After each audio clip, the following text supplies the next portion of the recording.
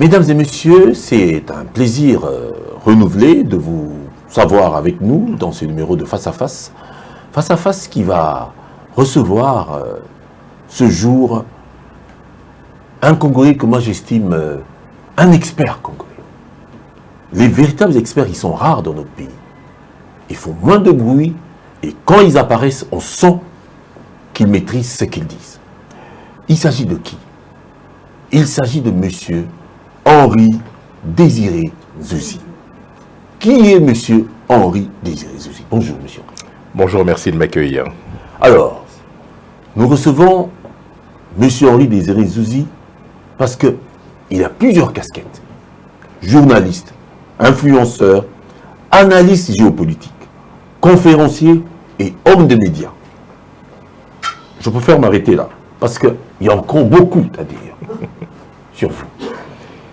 Mais on ne va pas perdre beaucoup de temps, on va aller dans le vif du sujet. À moins que vous ayez envie de vous présenter un peu plus particulièrement. Non, pas spécialement, mais j'aimerais tout de même m'acquitter d'un agréable devoir pour m'associer à la douleur de Mandiko TV suite au décès de Anouchka Lokoun, que j'ai eu l'occasion de croiser tout à fait par hasard lors de ma visite ici. Donc je voudrais vraiment ici présenter mes sincères condoléances à sa famille, bien évidemment, mais aussi à toute la famille de Mandiko TV. On vous remercie beaucoup. Je vous en prie. C'est droit au cœur que ça nous touche. En effet, elle est partie, c'est la vie. C'est comme ça, la vie, c'est dur. Alors, monsieur Henri Désiré Zouzi, nous allons avec vous aborder plusieurs questions que j'estime d'actualité. Mais alors, d'une actualité plus globale. Une actualité qui ramasse un peu les véritables enjeux de cette planète. Nous serons en Afrique, nous serons à l'étranger. En Afrique, bien entendu, on ne peut pas parler de l'Afrique sans qu'on parle de la sécurité dans la région des Grands Lacs, à l'est de la RDC. Alors, nous savons qu'actuellement, il y a un problème qui se pose en rapport avec le chronogramme du retrait de la MONUSCO. Au dire du Conseil de sécurité, c'est en 2024. Quelle est votre analyse, alors que le gouvernement voulait qu'on y aille plus vite? Quelle est votre analyse de cette situation assez complexe? Alors d'abord, il faut rappeler pour ceux qui nous suivent que la MONUSCO, anciennement MONUC, a été instituée par la résolution 1273 de 1999. À l'époque, d'ailleurs, j'étais aux affaires étrangères et j'ai participé à la rédaction de l'accord de siège qui permettait à la MONUC, la mission d'observation des Nations Unies au Congo, de s'implanter. En 2010, la MONUC a changé de nom et est devenue la MONUSCO. Et jusqu'à cette date, son mandat a été requalifié à plusieurs reprises. On est passé d'un statut d'observation à un mandat de maintien de la paix, ensuite de consolidation de la paix. Les missions de la MONUSCO ont véritablement évolué en fonction de la nature de la situation et aussi par rapport aux différents enjeux. Voilà. Alors, effectivement, l'idée d'un départ de la MONUSCO n'est pas du tout nouveau. Il faut savoir que déjà en 2010, lors du cinquantenaire de notre indépendance, une telle demande avait déjà été formulée, mais qui est restée sans lendemain. Je mettrai ça sur le compte d'une forme de patriotisme de bonne loi qui correspondait à un moment très particulier de notre histoire et qui voulait que nous puissions effectivement nous affranchir d'une forme de tutelle occidentale, pour ne pas dire autre chose. Le temps a passé, bien évidemment. Nous avons vécu des situations très particulières sur le plan diplomatique, à cause notamment de la recrudescence des hostilités dans certains foyers. Il faut se rappeler que déjà au mois de février 2013, le 25 février, il y a eu effectivement l'accord cadre d'Addis Abeba, qui était une prise de conscience collective dans la sous-région de la nécessité de régler de manière collective les problèmes de sécurité, indépendamment du fait que certains acteurs ne jouaient pas franc jeu. Et ce sont précisément ces acteurs, nous aurons peut-être l'occasion de parler d'eux, qui ont mis d'une certaine manière la MONUSCO au fil des ans dans une situation d'attentisme délicate, effectivement, et qui a contribué, il faut bien le dire, à un sentiment de défiance de la population à l'égard de la MONUSCO. Alors, évidemment, on ne peut pas tout rejeter. Il y a des choses que la MONUSCO a faites, essentielles, notamment un appui logistique dans la tenue des élections, déjà dès 2006, 2006, 2011, 2018, bien évidemment, probablement 2023, donc d'ici le mois de décembre. Mais il y a un mais, effectivement, le résultat ou les résultats n'étaient pas au rendez-vous. Et cela est dû à plusieurs facteurs, on aura peut-être l'occasion d'y revenir. Mais puisque nous parlons du retrait programmé, il faut savoir qu'une résolution qui est passée totalement inaperçue, il y a 2 ans, envisageait déjà ce retrait progressif avec des étapes clés qui, effectivement, mettaient l'année 2024 comme étant le terme à l'issue duquel la MONUSCO devait effectivement plier bagage. Mais il faut que les choses soient très claires, hein, pour ceux qui nous suivent, même si aujourd'hui on le sait, à la suite d'une réunion importante au Conseil de sécurité il y a quelques jours, il a été acté le retrait progressif, cela se fera en contrepartie d'un certain nombre de tâches que voilà, tout à fait. C'est-à-dire que, et on peut tout à fait comprendre la préoccupation des Nations Unies. Mais quelle est la nature de ces engagements? Alors, la première, c'est que nous devons faire la démonstration, nous en tant que gouvernement congolais, en tant que nation congolaise, en tant qu'État, la démonstration que nous sommes capables ou que nous serons capables d'assurer la sécurité de nos concitoyens à l'issue de ce désengagement. La deuxième chose, que nous soyons en capacité d'éradiquer la menace que constituent les groupes armés. Voilà. Troisièmement, que nous soyons capables, effectivement, de réguler le flux de personnes déplacées et de réfugiés de manière à leur faciliter un retour dans des zones qui seront destinées à cet effet. Et puis, dernière chose très importante, avant bien évidemment la tenue des élections, c'est notre capacité à pouvoir mettre en œuvre le fameux plan de démobilisation, désarmement, stabilisation et réinsertion communautaire, qui est un élément important, puisque dans le passé, beaucoup de plans de cette nature ont été mis en place. Il faut juste rappeler pour ceux qui nous suivent. Hein, oui. Donc il y avait à l'origine le DDR, démobilisation, désarmement, réinstallation, et puis le DDRRR qui concernait davantage les groupes armés extérieurs. Donc il y avait 2 dispositifs, l'un qui prenait en fait une démobilisation des groupes armés locaux avec une réintégration progressive dans la société à travers des mécanismes liés notamment à la formation à certains métiers, etc., avec une petite partie, au cas par cas évidemment, destinée à être reversée dans l'armée ou dans les forces de l'ordre. Et puis évidemment, le volet extérieur, c'est le retour de ces groupes armés dans leur pays d'origine, avec évidemment un mécanisme leur permettant de se réinstaller également. Ici, nous sommes dans un cas de figure tout à fait différent, puisque nous parlons de la plus grande mission de maintien de la paix au monde. Hein, mais qui n'a rien rapporté au vrai sens du terme, parce que elle reste controversée. Alors, vous le dites. Il y a effectivement beaucoup de choses à dire, mais il est vrai que dans la balance à l'heure actuelle, je dirais que le négatif l'emporte sur le positif, même s'il ne faut pas nier des choses positives qui ont été faites par la MONUSCO, notamment dans la consolidation de la paix, hein, et même, je dirais, de l'état de droit dans des zones qui étaient largement en dehors du contrôle de l'autorité de l'État. Ça, c'est important à souligner. Maintenant, il y a eu des comportements erratiques, hasardeux. Je ne vais pas vous rappeler certains scandales qui ont mis en avant des comportements, notamment de certains casques bleus. Il y a eu aussi des erreurs d'appréciation et peut-être une volonté, peut-être inconsciente, de se mettre hors de portée d'un problème qui, en réalité, concernait la MONUSCO, ce qui est assez paradoxal, puisqu'en 2013, par exemple, lorsque nous arrivons à vaincre le M23, la brigade d'intervention des Nations Unies est à la manœuvre aux côtés des FARDC, et ça nous permet effectivement de signer, même si cela a été fait séparément, les fameuses déclarations de Nairobi, le 13 décembre 2013. Donc, on le voit, il y a, je dirais, à boire et à manger dans le bilan global de la MONUSCO, mais aujourd'hui, il y a un effort qui a été consenti par l'autorité pour renforcer les capacités opérationnelles de l'armée nationale. Ça, c'est une première chose. La deuxième chose, on a vu l'attentisme avec lequel la MONUSCO a eu à gérer certaines crises, ce qui, de manière tout à fait logique, amène évidemment l'autorité à s'interroger sur la pertinence de la présence de ce dispositif. Et puis vous avez aussi de plus en plus la prise de conscience au niveau africain, et ce, selon les zones économiques ou les zones ou les organisations régionales ou sous-régionales, de la nécessité de pouvoir intervenir ou en tout cas prendre une initiative. On l'a vu à travers l'EAC, hein, la fameuse force est-africaine. On pourra y revenir probablement. Justement, je voulais la SADC qui avait déjà joué un rôle important dès 99, dès 98, déjà au moment du déclenchement de la guerre du 2 août, à travers notamment le comité de défense et de sécurité. J'aimerais savoir, à votre avis, oui, faut-il attendre 2024 ? Je sais que c'est inévitable. Mais vous devez savoir que un retrait se fait de manière progressive. Oui.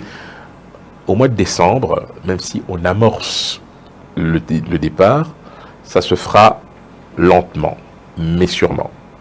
Il y a évidemment des zones où seront probablement redéployées des unités de la MONUSCO pour compenser l'absence de certains qui seraient déplacés ou rappelés bien évidemment, mais vous avez aussi le matériel. Ouais. Ça prend effectivement du temps, il y a toute une logistique.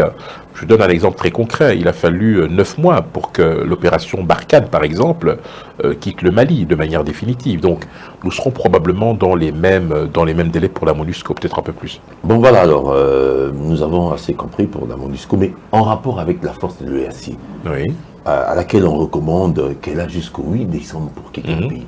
Quelle est votre appréciation de l'impact de cette force dans le pays ? Je pense que le déploiement de cette force partait d'un bon sentiment, avec une volonté probablement de la communauté est-africaine de venir en aide à la RDC, mais très rapidement nous avons vu émerger des agendas cachés, parce que vous n'êtes pas sans savoir que parmi les pays qui ont fourni des troupes à cette force régionale, à l'exception bien sûr du Kenya, vous avez notamment l'Ouganda, vous avez le Burundi et dans une moindre mesure le Soudan du Sud. Vous avez quand même des pays qui ont des rébellions internes ou externes qui souvent trouvent refuge dans notre pays, et pour qui c'est une opportunité de pouvoir les traquer. Donc là on sort vraiment du cadre même de la mission, même si, il faut bien le dire, cette mission n'a pas toujours été clairement défini, parce que selon moi, son mandat aurait dû être endossé à la fois par l'Union africaine et les Nations unies.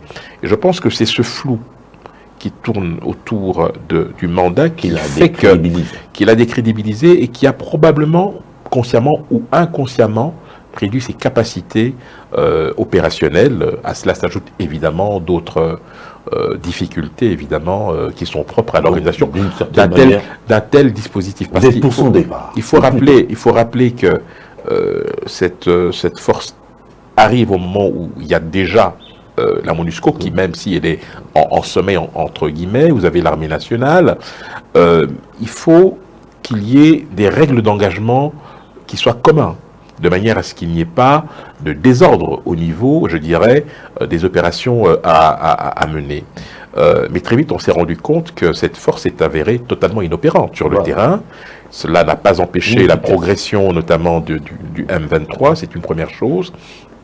Et on le voit encore maintenant avec des témoignages qui viennent de la société civile de cette partie de notre territoire, que ce soit dans l'Ituri ou dans le Nord Kivu, où il y a des témoignages selon lesquels, effectivement, la force régionale est-africaine empêche parfois la progression des Wazalendo, ce qui pose aussi un autre problème, même si, il faut bien le dire, et il faut que les choses soient très claires à ce niveau-là, la RDC reste bien évidemment attachée à la feuille de route de Luanda, ce qui explique d'ailleurs que nous respectons le cessez-le-feu. Bon alors, par rapport à justement cet aspect qui lie la RDC à l'EAC et aux enjeux économiques de l'Afrique, pensez-vous vraiment que l'apport des communautés régionales économiques est utile pour une Afrique nouvelle dynamique? Vous savez, l'utilité première de ces organisations... Excusez, je termine. Pourquoi je dis ça? Parce que j'ai comme l'impression que, par exemple pour le cas de la RDC, nous sommes un peu partout. Est-ce que ce n'est pas trop embrassé? Je ne sais pas. Alors, réponse à deux niveaux, si vous le permettez. D'abord, l'utilité première des organisations régionales ou sous-régionales, c'est bien évidemment de renforcer la coopération et l'intégration régionale. On peut dire, sans risque de se tromper, que toutes ces organisations ne sont pas très outillées pour faire du maintien de la paix. On a eu en Afrique de l'Ouest, à travers notamment la CEDEAO, un dispositif qui s'appelle ECOMOG, qui a eu effectivement à intervenir dans des conflits, on s'en souvient, que ce soit au Mali, que ce soit en Gambie, que ce soit en Sierra Leone ou au Libéria, de manière assez efficace, on peut dire les choses telles qu'elles sont. Mais, à l'exception notable de la SADC, qui déjà en 98, à travers son comité de défense et de sécurité, très puissant instrument d'intervention et d'influence, nous avions bénéficié à l'époque de leur soutien. Mais il est vrai que nous avons tous été pris un peu de court. D'abord parce que, au-delà de l'impératif de bâtir, en tout cas des convergences entre les États à travers les zones de développement économique, il y a eu progressivement aussi la montée en puissance de conflits qui était souvent la conséquence de la mauvaise gouvernance ou d'une mauvaise perception de la réalité à un moment où nous vivons dans une époque globalisée. Avec des agendas cachés, avec des intentions qui ne sont pas toujours très claires et avec des velléités expansionnistes et hégémoniques de certains pays. Et tout cela doit être contenu, même si certains de ces pays appartiennent aux mêmes zones économiques et régionale que la RDC. Maintenant, par rapport à notre participation, à notre présence dans ces différentes organisations. Vous savez, je serais tenté de vous dire que la RDC, par sa position géopolitique et stratégique, occupe déjà naturellement plusieurs zones économiques. À la fois l'Afrique de l'Est, l'Afrique australe, l'Afrique centrale, évidemment. Et donc, ça nous confère une responsabilité importante. Et contrairement à ce que beaucoup de gens pensent, même si, c'est vrai, notre pays est immensément riche, mais, c'est vrai, peine parfois à traduire cela au niveau de la répartition des fruits de la croissance, il faut savoir que notre pays reste l'épicentre, pour ne pas dire, je dirais, le lieu de convergence, le point de convergence de toute l'activité à la fois économique, géopolitique et stratégique sur le continent africain. Alors, quand on adhère à une organisation régionale ou sous-régionale, on se souvient en 1976 de la CEPGL, où la RDC avait un rôle moteur. Ensuite, nous avons adhéré à d'autres organisations comme la CIAC, nous avons adhéré ensuite au COMESA, à la SADC, etc. C'était pour de bonnes raisons, parce que nous étions dans une dynamique d'intégration régionale, et surtout parce que les dimensions de notre pays font que nous sommes effectivement sur plusieurs zones géographiques, je l'ai évoqué il y a de cela quelques instants, et parce que nous avions un bénéfice certain à en tirer. Et il est peut-être un peu tôt pour faire un bilan, mais c'est vrai que pour ce qui est de l'Afrique de l'Est, probablement que la réflexion aurait dû être poussée un peu plus loin, mais voilà, les choses étant ce qu'elles sont, il n'est peut-être pas trop tard pour bien faire. Êtes-vous de l'avis de certains analystes congolais qui estiment que la RDC va un peu trop vite par rapport à son engagement dans certaines communautés? Non, je ne crois pas que... Parce qu'on estime que nous ne sommes pas encore prêts de manière... comment dirais-je... l'administration est à refaire. Non, je vais vous le surprendre. pays est immense. Je vais vous surprendre, nous sommes prêts. Je le dis par rapport nous avons connu le pont route-rail. Vous sentez que... Alors, la ZLECAf... On part comme des boiteux. Pour ce qui est de la ZLECAf, alors d'abord, la ZLECAf n'est pas une organisation régionale. Oui, non, mais je voulais dire... C'est un dispositif qui est entré en vigueur le 1er janvier 2022. Il est vrai que pour ce qui est de la ZLECAf, tous les pays africains ne sont pas logés à la même enseigne. Pour faire court, la ZLECAf, c'est une manière de pouvoir développer le commerce intra-africain. Le problème, c'est que sur les 54 pays africains, vous en avez plus de la moitié qui dépendent encore des recettes douanières. Vous demandez à ces pays d'abandonner ces ressources. Ça pose un premier problème. Voilà. Deuxième problème, seuls les pays les mieux intégrés dans le commerce international peuvent tirer leur épingle du jeu au sein de la ZLECAf. On connaît ces pays-là, il n'y en a pas plus de 10. Voilà. Afrique du Sud, Nigeria. Et un pays comme le nôtre, dont les recettes fiscales... Alors, pour ce qui est de la RDC, je l'ai encore rappelé, tout est question de dimension et de position géopolitique et stratégique. Vous avez de toute manière au sein du dispositif de la ZLECAf une période transitoire qui permet la mise à niveau des différents pays pour pouvoir répondre effectivement aux besoins et aux objectifs premiers de la ZLECAf. Je ne suis pas du tout pessimiste, mais Il faut néanmoins qu'il y ait un mix entre la volonté de pouvoir protéger la production locale, pour que nous ne soyons pas, je n'ose pas dire envahis, mais tout de même que nous ne soyons pas en capacité de concurrencer des produits qui viendraient de l'étranger et qui entreraient en franchise de douane sur notre territoire, concurrençant des pays, des produits locaux qui ont déjà du mal à être consommés localement. Donc, nous devons être attentifs à cela. Donc, je pense qu'une petite dose de protectionnisme ne serait pas le malvenu dans un environnement où chaque pays, il faut bien le rappeler, défend ses intérêts et où, on le sait, les États n'ont que des intérêts. C'est assez contradictoire. Hein. D'une part, on est obligé de d'autre part, on est obligé de se réserver. Non, vous ne sentez pas que nous sommes dans une forme d'intégration, et dans l'intégration économique, vous devez toujours avoir présent à l'esprit que vos intérêts doivent prévaloir sur tout le reste. Et donc, vous devez à la fois jouer le jeu, mais vous prémunir contre les risques de marginalisation de vos propres produits. Alors, monsieur Henri-Désiré Zouzi, justement par rapport à ce conflit, que moi, je voulais remettre à la racine du conflit israélo-palestinien, vous aimeriez qu'on le détermine en disant que c'est un conflit entre le Hamas et Israël. Oui, tout à fait. Bon alors, je voulais justement essayer de ressortir un autre aspect. Aujourd'hui, dans la ville la plus juive du monde, c'est-à-dire New York, il y a plusieurs Palestiniens en marché, en faveur de ce qui est arrivé, en faveur de la cause palestinienne, parce que très bien. On a un peu oublié, bien sûr, le Hamas, en faveur de la cause palestinienne très bien. Et contre Israël. Ça reste légitime. Alors, comment vous considérez ça? Même en Afrique, vous sentez que, pour une fois, on a l'impression que même les Africains s'allient un peu à la cause palestinienne. Comment tout à fait. Ça Non, mais c'est une marche qui est non seulement légitime, mais qui, bien évidemment, remet la question palestinienne, je dirais, à l'agenda. Mais ce n'est pas du tout une marche de soutien au Hamas. C'est ça qu'il faut avoir présent à l'esprit. Non, mais aujourd'hui, je sais que en interne, on peut facilement dissocier le Hamas. Bien sûr. Mais il faut dissocier le Hamas du reste. C'est important. Non, mais le combat du Hamas aussi a des racines. C'est le sort de toute la Palestine qui est en jeu. Certes. Mais peut-être que le moyen, c'est un peu comme l'ANC. Sauf que le Hamas prône la destruction de l'État hébreu. Donc ça veut dire que même si on mettait le Hamas et Israël pour discuter, ils ne pourront pas arriver à une solution, puisque d'un côté, vous avez effectivement, depuis quelques temps, non, je termine, depuis quelques années maintenant, j'ai dit qu'il y avait une montée en puissance des extrêmes, notamment en Israël. Aujourd'hui, la question de deux États, dans certains cercles, ne se pose même pas.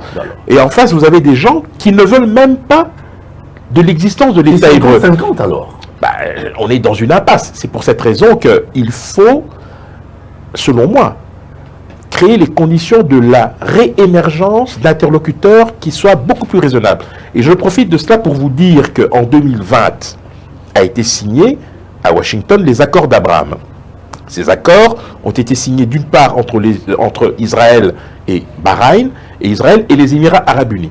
Quelques pays se sont joints par la suite à cette initiative, le Maroc notamment et le Soudan. L'idée sous-jacente, c'était quoi? Le Maroc vient de faire volte-face. C'est possible, mais en tout cas, à l'époque, l'idée était de recréer un front entre les pays arabes pour que l'on aboutisse à une solution qui soit suffisamment acceptable pour toutes les parties quant à la question israélo-palestinienne. Mais, comment cela a été perçu? Autant en 78-79, lorsque l'Égypte fait la paix avec Israël, l'Égypte a été bannie du monde arabe, autant ces mêmes pays, au lendemain de la signature des accords d'Abraham, ont été indexés par l'ensemble des pays arabes. En même temps, qu'a-t-on vu? On a vu notamment Israël se rapprocher d'autres pays arabes, dans un souci de normalisation, mais aussi avec un calcul probablement géopolitique et stratégique, qui consiste en fait à pouvoir, d'une certaine manière, remettre à l'agenda cette question palestinienne, mais avec l'idée d'une solution acceptable pour toutes les parties.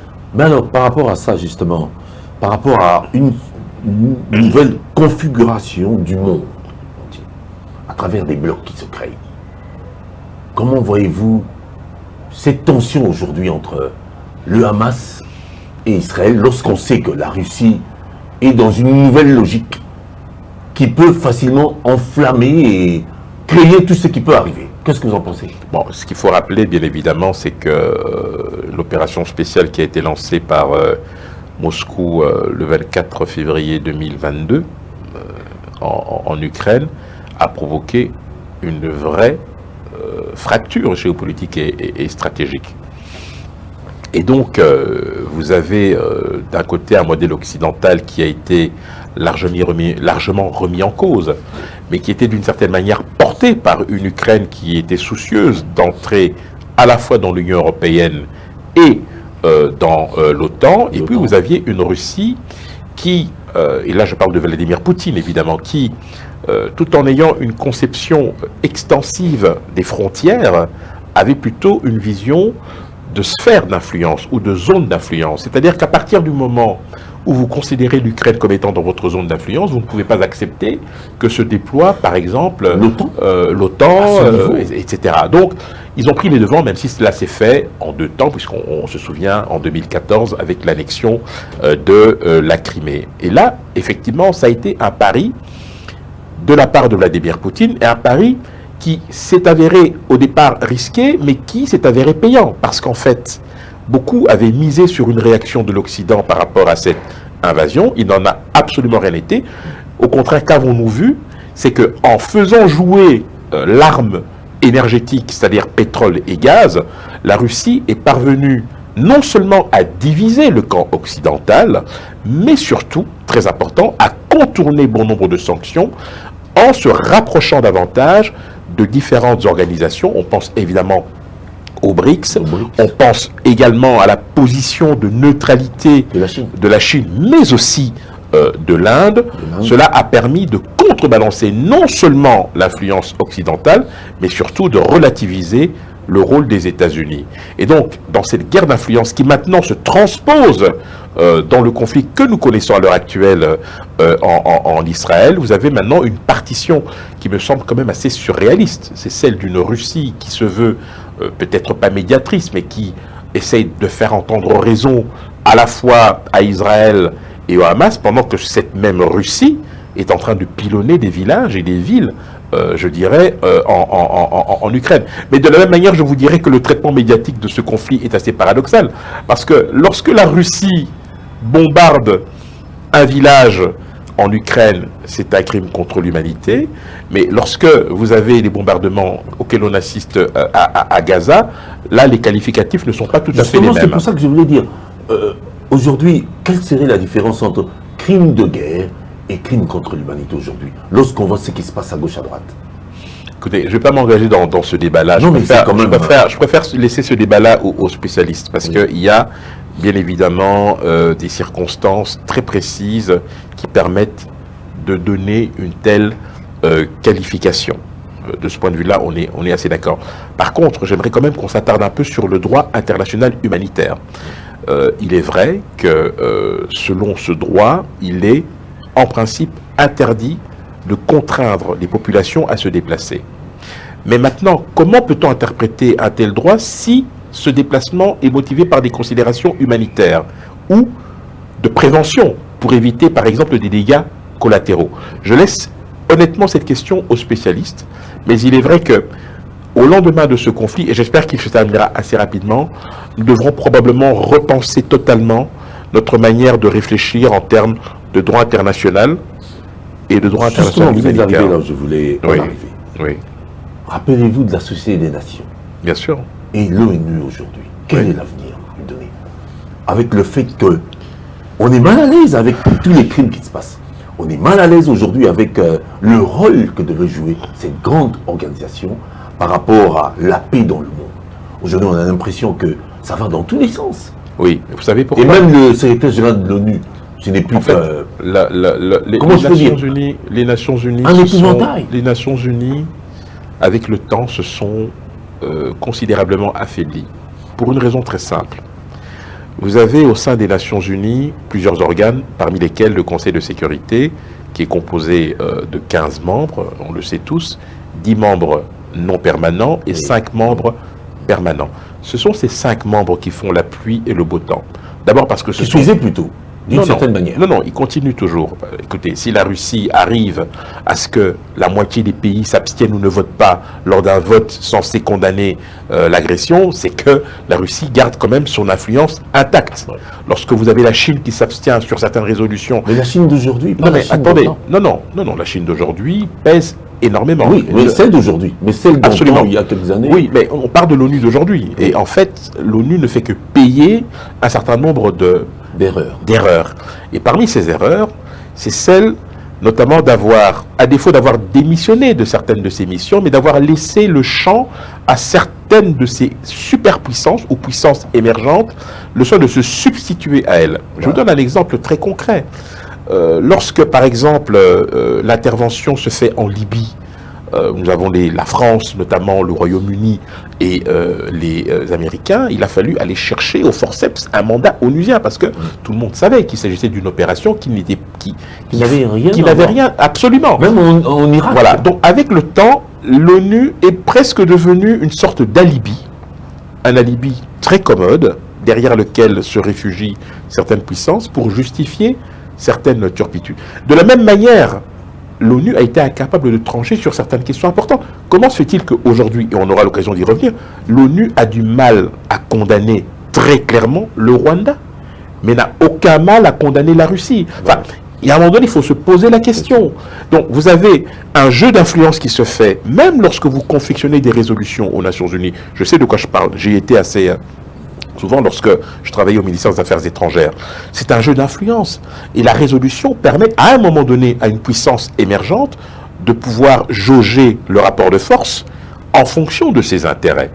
Et c'est pour cette raison que dans le cas qui nous préoccupe de la RDC, si on veut un jour obtenir du Conseil de sécurité une résolution claire condamnant le Rwanda ou avec des sanctions, il faut d'abord commencer par nous rapprocher de certains membres influents qui peuvent porter le sujet à l'agenda du Conseil de sécurité. Mais justement, en se rapprochant de certains membres influents, c'est ça qu'aujourd'hui, on ne veut plus entendre parler de la France-Afrique. Non, attendez, il y a deux choses. Pourquoi je dis ça? Parlons de deux choses différentes. Oui, non, deux choses différentes, oui, parce que, regardez, la France, membre permanent du Conseil de sécurité, puissance nucléaire... Elle est très hostile au cas de la RDC.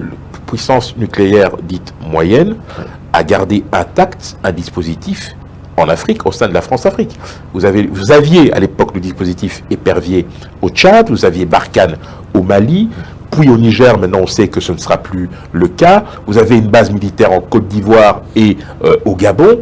Qu'est-ce que vous voulez que l'ONU aille dire à la France, alors que la France a préservé un dispositif militaire qui lui permet de pouvoir poursuivre une forme d'influence dans les pays qui étaient jadis sous sa responsabilité coloniale. Donc c'est pour vous dire que les Nations Unies ont été incapables d'une certaine manière de faire entendre raison à ses membres les plus influents. Parce que ces membres les plus influents pouvaient à tout moment s'affranchir de la tutelle ou de l'autorité des Nations Unies. C'est là où se situe le problème. Voilà. Et quand aujourd'hui des pays africains vomissent la France pour son interventionnisme, c'est tout simplement dans l'air du temps. Et ça veut dire quoi au final? Ça veut dire que les Nations Unies doivent être réformées.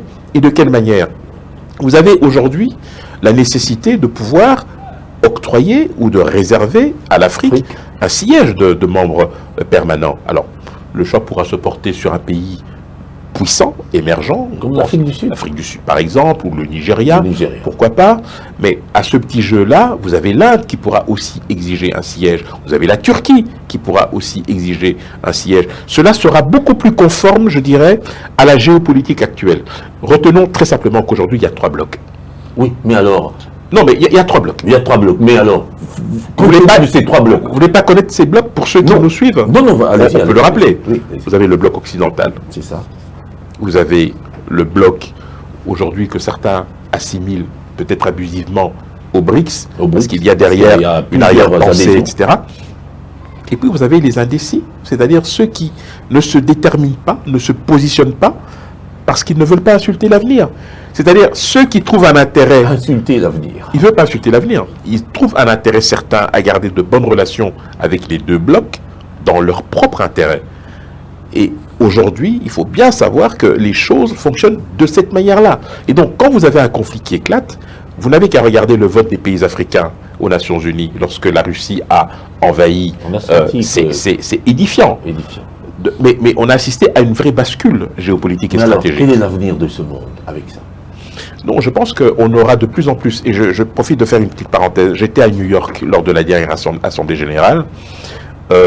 Sur les 5 pays membres permanents du Conseil de sécurité, un seul était représenté par ce chef d'État ou de gouvernement, les États-Unis. Voilà. Ni la France, ni la Russie, ni la Chine, ni le Royaume-Uni n'étaient représentés par leur chef d'État ou de gouvernement. Et vous savez quelle a été la conséquence de cette absence? L'Afrique a occupé tout l'espace médiatique. Les délégations se sont succédées à la tribune. Vous avez le président, donc Félix-Antoine Tshilombo. Vous avez suivi comment les choses se sont passées.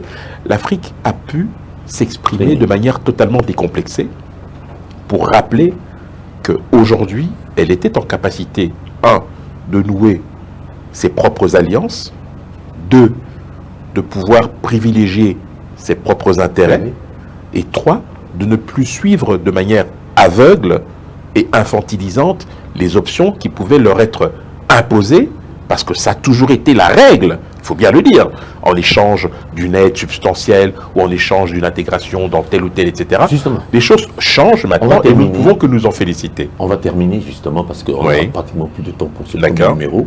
Mais j'aimerais par rapport au fait que l'Afrique a un peu plus de liberté de s'orienter. Il faut qu'elle sache qu'elle soit en capacité de s'en servir intelligemment. Il ne Justement. suffit pas d'aller crier aux Nations Unies, encore faut-il que nous ayons les moyens de notre... Justement, comment l'Afrique peut-elle avoir ces moyens lorsqu'elle recourt encore à l'aide de développement? Alors l'aide de développement, vous savez, c'est l'aide qui tue ou qui reconstitue. Mais nous, c'est l'aide qui tue. Comment ça? Pour terminer. Un des grands problèmes de l'Afrique, c'est sa capacité à se fédérer autour d'idées force. Ça, c'est le grand problème. Vous avez encore des pays qui dépendent beaucoup de l'aide extérieure. Vous avez des pays émergents et vous avez des pays qui ont la capacité de pouvoir faire plus ou moins ce qu'ils veulent. Je rappelle que l'Égypte vient d'intégrer les BRICS. L'Afrique du Sud en faisait déjà partie. Vous avez une vingtaine de pays africains qui frappent parce qu'ils ont une alternative au modèle occidental. Toute la question est de pouvoir s'affranchir de cette tutelle en s'ouvrant vers d'autres acteurs qui sont beaucoup moins regardants sur les conditionnalités ou sur les situations de politique intérieure. L'Afrique a longtemps souffert de cela et cela l'a maintenue pendant très longtemps dans une forme de dépendance de laquelle elle ne pouvait pas se sortir. Aujourd'hui, avec des acteurs émergents comme la Russie, la Chine, l'Inde et dans une certaine mesure la Turquie, il y a une nouvelle offre géopolitique qui s'offre aux Africains de faire le bon choix, mais aux Africains surtout d'être capables de se rassembler. Et c'est ça la clé selon moi. Alors, mesdames et messieurs, je sais que vous en avez encore envie, mais je vous assure que ce n'était que le premier numéro avec M. Henri Désiré Souzy, je l'avais dit, un expert de politique internationale et bien entendu nationale, mais nationale d'abord, c'est vraiment pas l'honneur aujourd'hui. Et je vous rappelle que c'était un face-à-face et que le second numéro sera programmé dans les tout prochains jours. Monsieur Henri Désiré Souzy, en France. Merci de m'avoir reçu. Merci beaucoup.